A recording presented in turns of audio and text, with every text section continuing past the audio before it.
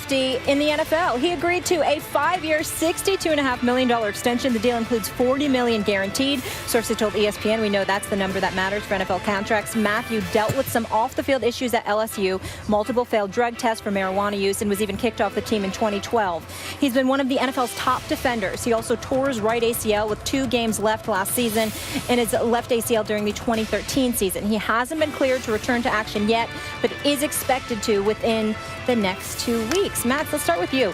Will this deal make you forget TYRANN's past? I mean, I don't want to sit here and just like beat a dead horse every time the subject comes up. I don't care if a player smokes weed. They shouldn't be testing for it. They sell alcohol during commercial breaks. It is hypocritical to test for weed. Now, you can always make the argument if a guy does it knowing the rules, that's a problem. I agree. The irony in that stance is that the ones who are getting caught obviously maybe need some help because they're risking a lot for something that doesn't seem very important. In terms of the performance, because it's the opposite of a performance enhancer, I would say that should show up on the field. And if a guy is still productive on the field, the argument that he'd be even more productive is really nobody's business, in my opinion. There'd be lots of things that would make someone more or less productive. But let's talk about Tyrann Mathieu, the player. One of the most versatile defenders in football. Now, here's the issue I have. Adrian Peterson has everyone feeling like, oh, an ACL. You know, big deal, it's an ACL. ACL on the left side, now on the right side. Both. If he is most of the same player, when you look at the Cardinals, who are favored to win the whole thing, you know, I get it. The average in terms of total yards, defense that wins the Super Bowl is ranked 7th. The average offense is ranked 8th. Arizona last year, in terms of that metric, 5th in defense, 1st in offense. I mean, this is a serious Super Bowl contender. When you really look at them, what's the weakness? They even bring in Mathis on the offensive line, who, according to Pro Football Focus, was their highest graded offensive, well, guard anyway, since week 3 of last season. He's one of the reasons when we keep bringing up the Eagles suffering so bad and what happened to the running game and all that stuff. He wasn't on the team. They got rid of him before the year started. And then started for the Super Bowl champs, for the Broncos. When you look at Arizona, the addition of Tyrann Mathieu, if he's mostly the same player, I think correctly makes them Super Bowl favorites. I agree with you. Tyrann Mathieu is big time. I mean, this guy, he's played some linebacker. When he's blitzing the quarterback, there's nobody better. Some have argued. I remember my man Brian Baldinger from the NFL Network. He and I know each other from our Philly days. What's up, my man? Baldy. I'm proud of him. The fingers. I love my brother. He's good people. He said a legitimate argument could be made that Tyrann Mathieu is the best all-around football player in the NFL. He's that serious. He's a playmaker. He's a ball hawk. Against speedy receivers, he's going to get his hands on a football. Against guys that, don't know what they're doing, he always seems to know what he's doing. And he overachieves consistently to the point where you don't even question it anymore. And I think you could tell a lot by Patrick Peterson and others and how happy they were for him when he got this contract, which brings me to the point that I wanted to make about you. You bring up how you don't care if they test for weed, okay? My thing is, neither do I. That's not the point. The point is they actually do. And so for me, it's not about, there's plenty of rules. There's plenty of regulations. Look, man, we got rules at ESPN. You think I wouldn't like to break a few of them? You're damn right I would. Let me be the first to tell you. But guess what? The golden rule applies. Those who have the gold makes the rules. And these are the rules. And so the question is, can you follow suit? The fact that this is a guy that was a Heisman Trophy finalist, then he gets thrown off the team for repeated violations of their drug policy, then gets arrested with 3 other dudes, okay, at LSU, okay, because of the same offense, and you had questions about his future where he was nuclear and a lot of people didn't want to touch him. To go from that to where he is right now, I can't even express to you how proud I am of the brother, because he, to me, epitomizes really the argument that I consistently have tried to make sitting up here over the last 3 years doing this show. I'm not talking, I agree with you, certain things shouldn't be tested for, whatever, but that's not the point to me. The point is what they do. This is what they're doing. Can you follow the rules or can't you? This notion that I would come on here and sing along and wax eloquently about the dangers of smoking weed and all of this. Look, man, I know too many dudes who do it. Yeah. Right. They don't get their money affected by it. I'm talking strictly about dudes who get their money you're affected. not being moral police. So go here's ahead. the thing. I agree with y'all. I came on here. Remember, I took a lot of flack when leaving Pittsburgh saying they shouldn't test for it. Right. And that I knew people who did it. Right. But here's the thing. Here's my issue with it. We said, does this deal and what he's done make you forget his past? I wish it wouldn't. Here's why. If he was still smoking, if he had smoked himself out of the league, if we never saw that talent come into what it has come into the $40 million guaranteed, being the highest paid safety, we would talk about it.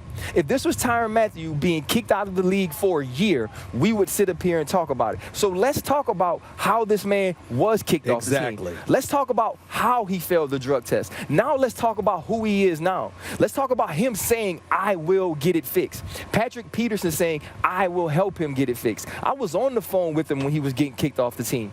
I was texting him after he got arrested, and he was a man who wanted to be helped. He was a man who wanted to be different. That's the difference between him and the people that continue to fail, the people that continue to let it affect their money. You have to want to be better, and he did. And now what he's gotten, he got hybrid money. See, that's going to be a new type of money. It's not safety money. It's not corner money, but it's somewhere in the middle. It's hybrid money, which is why when I met Jalen Ramsey, I said, don't fall in love with being the #1 corner. Well, let me say this. We're sitting here at Steelers camp. What's the difference between a Tyrann Mathieu and a Martavis Bryant? We got a guy that overcame his liabilities, his doldrums, whatever words you want to use that you find appropriate. He accepted the challenge. He accepted help. He's doing what he's doing. Why am I bringing up Martavis Bryant? It's not just because we're at Steelers camp. It's not just because we're going to have some Steelers up here on the set with us. It's not just because he's not here and possibly may have cost the Steelers a Super Bowl title. Not to say that that's definitely, but he's an elite #2 guy. He is. You know what the problem that I have with Martavis Bryant more than anything else right now? What in the hell are you doing in L.A.? I mean, you're Martavis Bryant. You're supposed to be here. Yeah. You get suspended for the year. You get suspended for the year. And I mean, don't be seen at all. L.A.? Don't be seen at all. I mean, you want to go and rehabilitate and get yourself ready. I love L.A. Please don't get me wrong. I love the sunshine. I love La La. Please don't get me wrong. But you want to rehabilitate yourself because you can't stay off the week and you go to La La?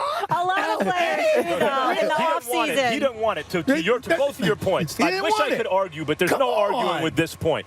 First of all, whatever you want to say about what is addictive or what isn't, don't tell me that. You can be addicted to anything. Yes. And I'm quite sure that someone who is willing to sacrifice their entire, very lucrative professional future because they can't, as Stephen A. says, lay off the weed. You're addicted. You are obviously addicted, and that's why I said the irony in all this and my position that they shouldn't test is actually the guys who continually get caught happen to be the ones that the testing actually helps in terms of their personal life in the sense that they clearly have a problem. And even beyond that, some guys want to be great. They want it. They are willing to sacrifice whatever it takes to be great. And that's TYRANN Mathieu. He wants to be great. Others happen to be good at a sport. You know what happen to be able to make a living at a sport. Check this out. This is the way I'm going to put it. Some dudes want to be great because they want to be great. Other dudes want to be great enough to get paid. Yeah. That's the difference. Well, And that's what Herm talks about when you love football or you love what it brings. Are you internally motivated or are you externally motivated? The greats are internally motivated. He wants to be a legend. This is what I'll say. Going to LSU, he's the greatest LSU player I have ever seen with my own eyes.